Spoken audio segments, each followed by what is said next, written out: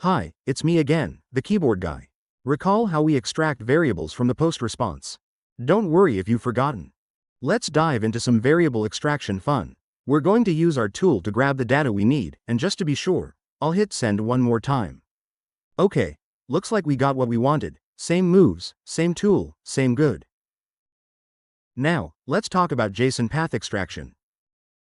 I'm sure most of you have this down, but hey, a little refresher never hurts. Let's go through it together, and this time, I'm pulling out the name of the first product. Let's start typing. With the given format, we can obtain the one and only.